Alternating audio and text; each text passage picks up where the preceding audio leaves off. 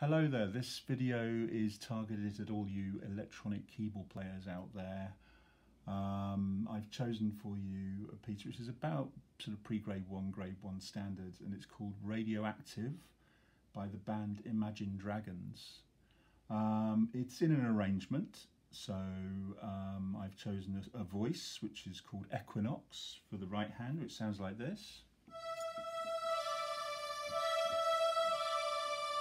So it sounds a little bit modern sounding. Obviously you haven't got that particular voice on your keyboard, choose something that sounds similar to that, like a strings or flute or anything like that, but use your imagination.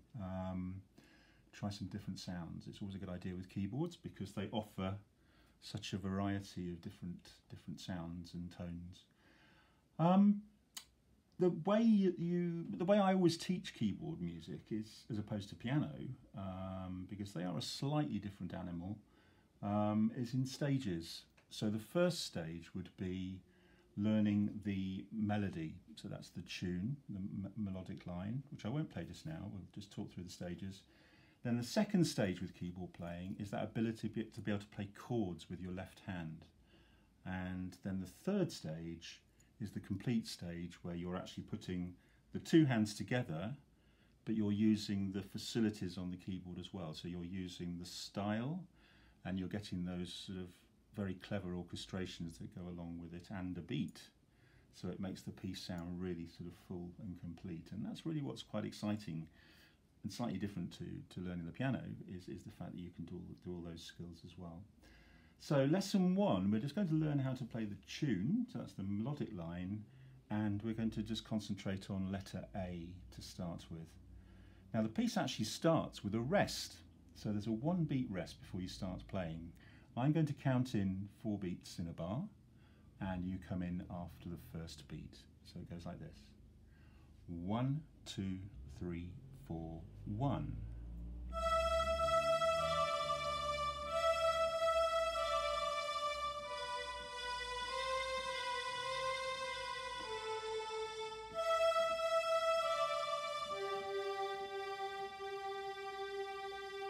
And you'll see on your sheet of music that there are 2 dots which tell us to go back to the beginning again. So those 2 dots tell us to repeat that section. So let's do letter A again. As I said, the first beat is a rest. So 1, 2, 3, 4, 1.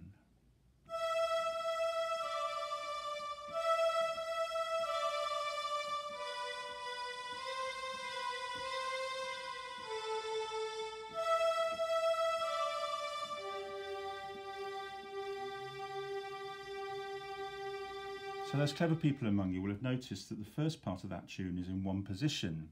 If you start with your thumb on A and your little finger on E, you're covering the 5 notes A, B, C, D and E.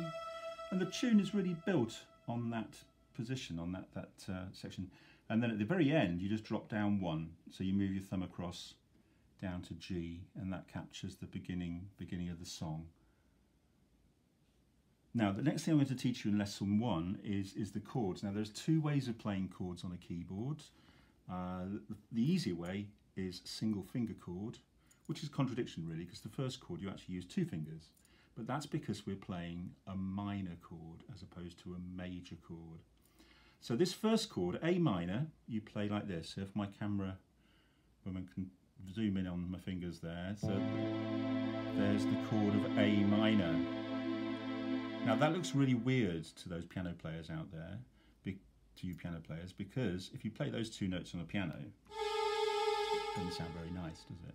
But on a keyboard, if you put the style on and you engage the accompaniment section of your keyboard, ACMP we call it, you play 2 fingers on those 2 notes, A plus the note that comes directly below it.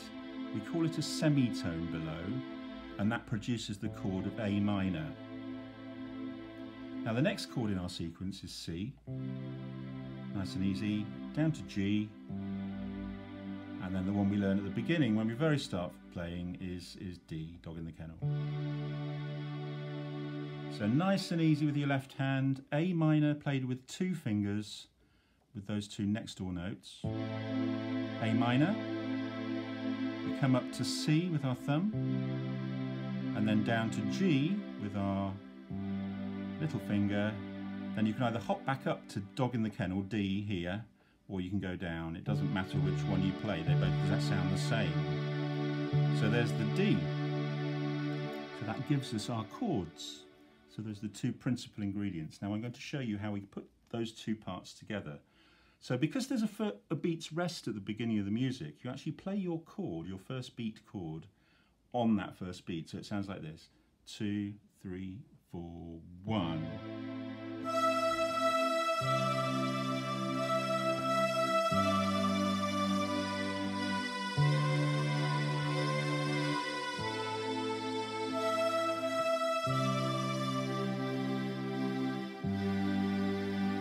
And we repeat that.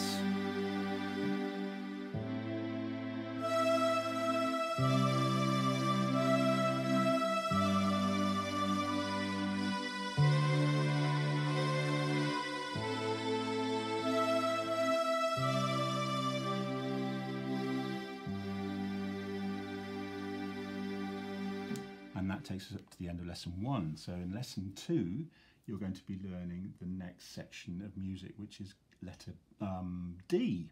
So we're actually going to jump from the top part of our music all the way down to the lower part of our music. As I say, it's called letter D, and you'll see that on your sheet, and you'll find out all about that in lesson 2. Okay, here we are in lesson 2, and we're going to learn the last section of the song. So that's letter D on your sheet. First of all, we're going to do the same as we did in lesson 1 and just have a look at that melody line. This time we start on the beat. So again, counting you in. 1, 2, 3, 4.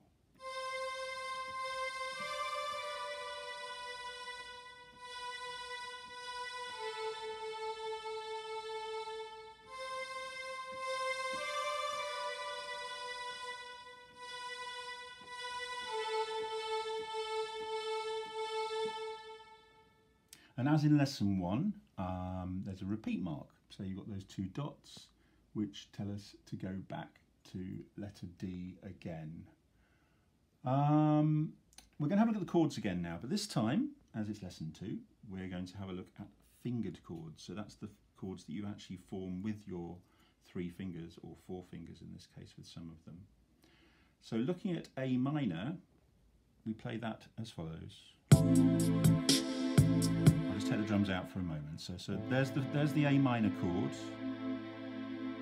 Now the C chord, there's 2 ways of doing this. You can either go all the way down here,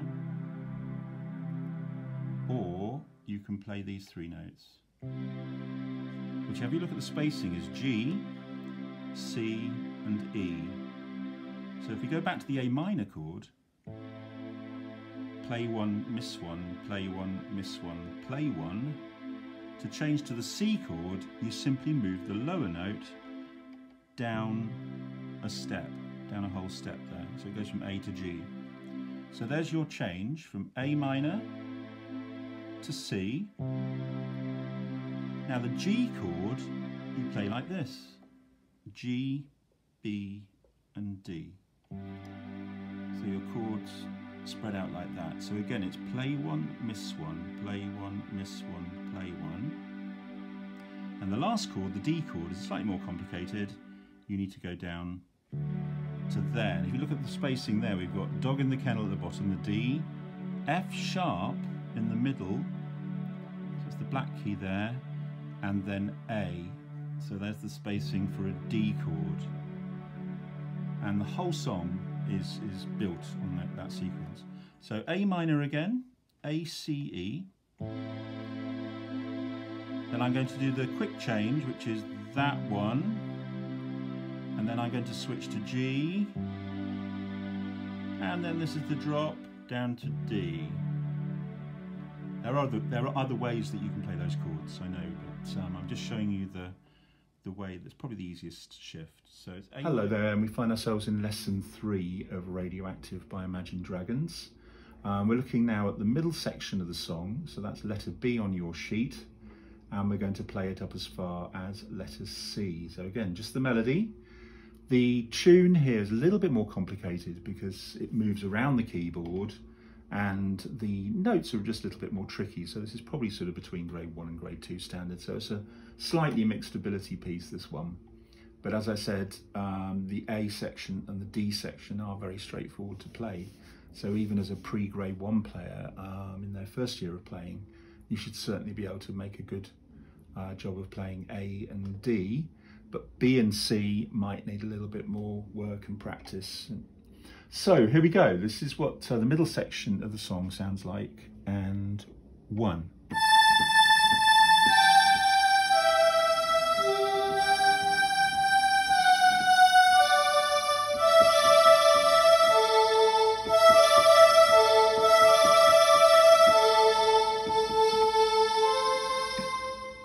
So that's letter B up as far as letter C. This is the section that my pupils call, this is the new age, I think, because this tune, in the lyric, it's talking about the new age. So that's what they call it. That's the new age section to my pupils. So you might want to remember it that way too. So let's listen to that tune again, but this time I'm going to put some chords in without the drums, without the background. So this is what it sounds like, and 1.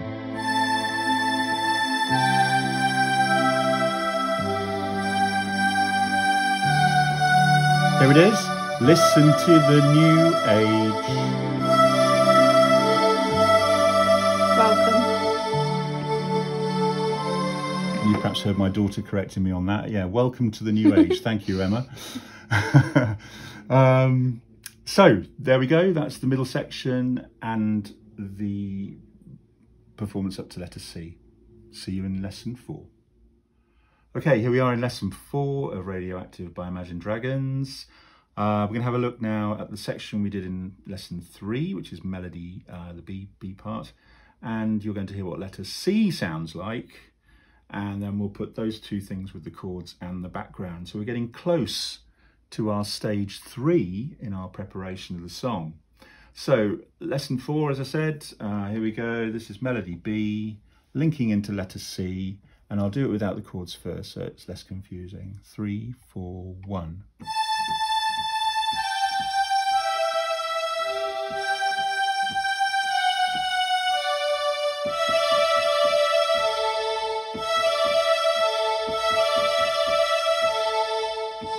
Letter C.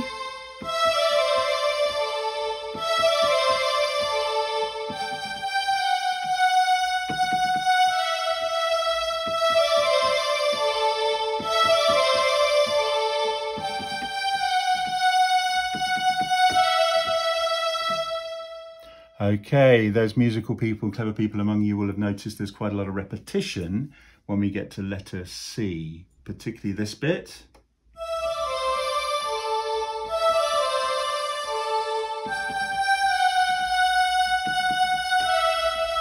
Because that whole chunk is repeated twice in letter C.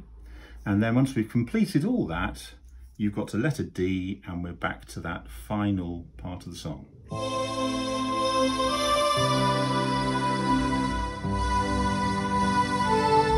Etc.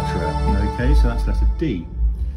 Now this is what it all sounds like when we put it with the background. So we're going to press our synchronized start. So as soon as I play the chord, everything will kick in. So here we go. Now the style that I'm using for this is called analog ballad, but any sort of 8-beat ballad rhythm will sound great with this song. Have it around about tempo 60-ish, something like that. It's quite a slow song, but because we've got a lot of quicker note values like quavers and semiquavers, etc., you need to have the tempo at a sensible speed, otherwise it will sound crazy.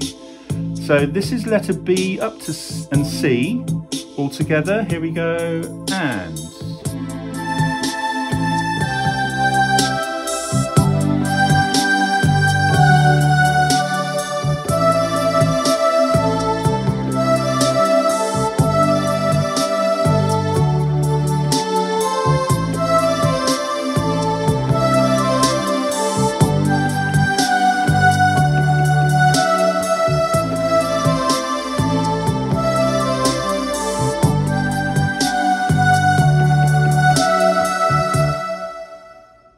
Okay, here we find ourselves in lesson 5, and you'll hear maybe the accompaniment of our cat who's meowing down there on the floor. I think he likes music.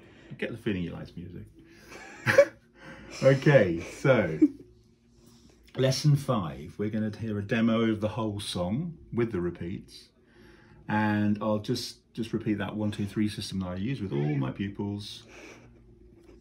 Thank you, Gizmo, Gonzo even. Get his name right. Anyway, so stage 1, my cameraman was laughing about this as well, so this is all quite fun, quite amusing. Right, stage 1, we were going to learn our melody, weren't we? We were just going to start by playing the tune. Then stage 2, we add our chords, and then stage 3, we put everything together. So that's all 3 of those ingredients all together, and then you have your finished performance. And that's how you have to present keyboard music for GCSE performance, for exams, Trinity exams. That's what you have to do, produce that finished article. But you've got to get all those stages under your fingers before you get to stage 3. So it's got to be very much a progressive development of your skills. So this is what the song will sound like. Fingers crossed all the tech will work, and we're going to do an introduction just to make it a bit more interesting. So here's the introduction.